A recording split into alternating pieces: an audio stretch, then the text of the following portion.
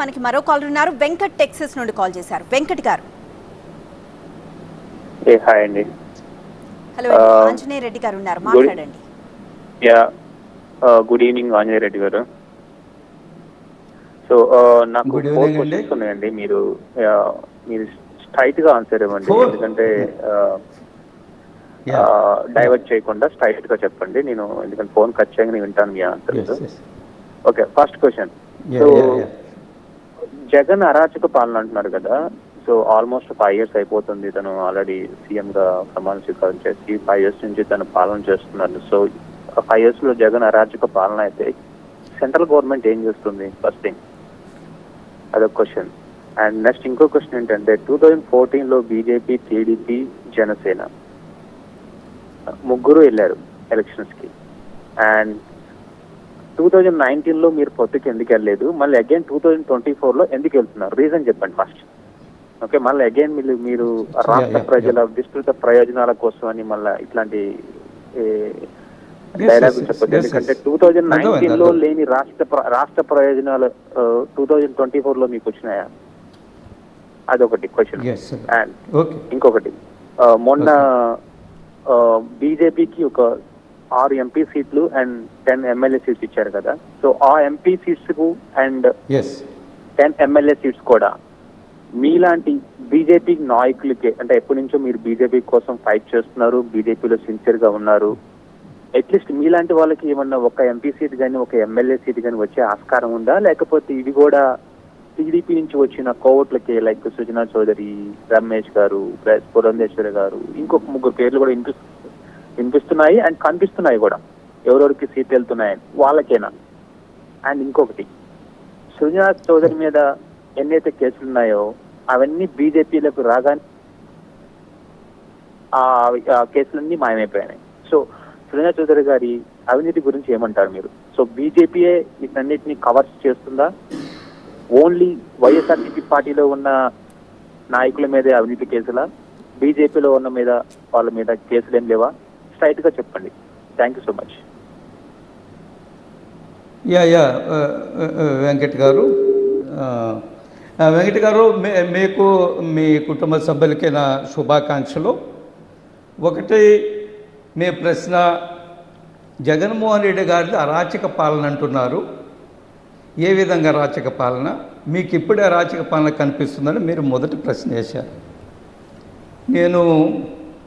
మీరు బహుశా యుఎస్లో ఉన్నారు, అయినప్పటికీ కూడా ఇక్కడ జరిగే పరిణామాలను మీరు ఫాలో అవుతుంటారు అనుకుంటున్నాను, పరిస్థితుల్ని.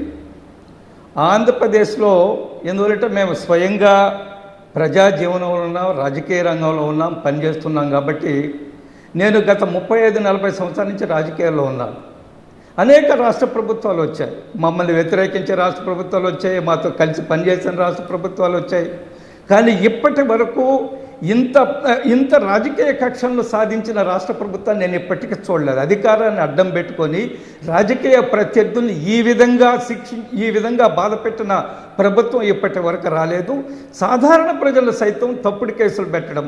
ఇంకా దుర్మార్గం ఏంటంటే, ఎవరన్నా దౌర్జన్యం చేసి పోలీస్ స్టేషన్కి వెళితే నా మీద ఫలానా ఆయన దౌర్జన్యం చేశాడు, అధికార పార్టీని అడ్డం పెట్టుకొని ఎవరన్నా పోలీస్ స్టేషన్కి వెళితే పోలీసులు వచ్చిన వాళ్ళని కూర్చొని ఎవరైతే దౌర్జన్యం చేశారని చెప్తున్నారో వాళ్ళకి ఫోన్లు చేసి పిలిపించి వాళ్ళు ఇచ్చిన కేసును తీసుకొని నిజంగా బాధితులు ఎవరైతే ఉన్నారో వాళ్ళ కేసును తీసుకోకుండా కౌంటర్ కేసు అంటారు దాన్ని, కౌంటర్ కేసు చేయడం ఈ రాష్ట్రంలో అదొక హ్యాబిట్గా మారింది, అదొక అలవాటుగా మారింది. పోలీస్ స్టేషన్లో పోలీస్ వ్యవస్థనంతా దుర్వినియోగం చేయడం ఒకటి. రెండవది, మనం చూసాం, మీరు బహుశా అనంతబాబు అనే ఒక ఎమ్మెల్సీ ఉన్నారు ఆంధ్రప్రదేశ్లో. ఈ అనంతబాబు ఆయన యొక్క డ్రైవర్ని హత్య చేసి ఇంటికి తీసుకెళ్ళి ఆ డెడ్ బాడీని డ్రైవర్ల ఇంట్లో డోర్ డెలివరీ చేశాడు. ఆయన ఒప్పుకున్నాడు హత్య చేశానని. ఆయన మేము పార్టీ నుంచి సస్పెండ్ చేస్తున్నాం, ఆయన జైలుకి వెళ్ళి వచ్చాడు.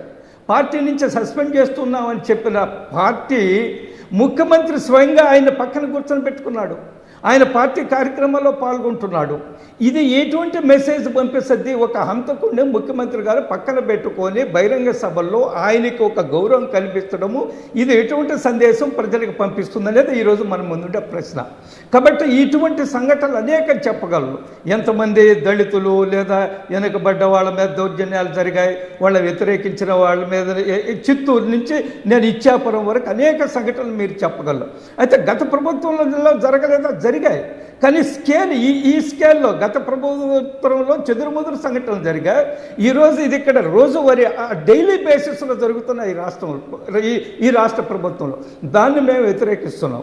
రెండోది, మీరు 2014 పొత్తు పెట్టుకున్నారు, 2019 వెళ్ళిపోయారు, మళ్ళీ 2024లో మీకు రాష్ట్ర ప్రయోజనాలు కనిపించాయా, ప్రజా ప్రయోజనాలు మీరు ప్రశ్నించారు. వెరీ గుడ్, మంచి ప్రశ్నే.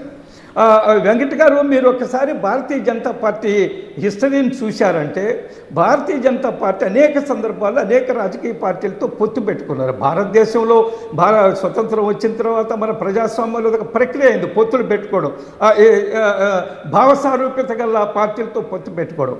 మేము ఏ పార్టీతో అయినా మేము పొత్తు పెట్టుకుంటే మేము అధికారంలో ఉన్నా ప్రతిపక్షంలో ఉన్నా ఆ పొత్తు ధర్మాన్ని మేము కాపాడుతాం, ఆ పార్టీతో కలిసి నడుస్తాం.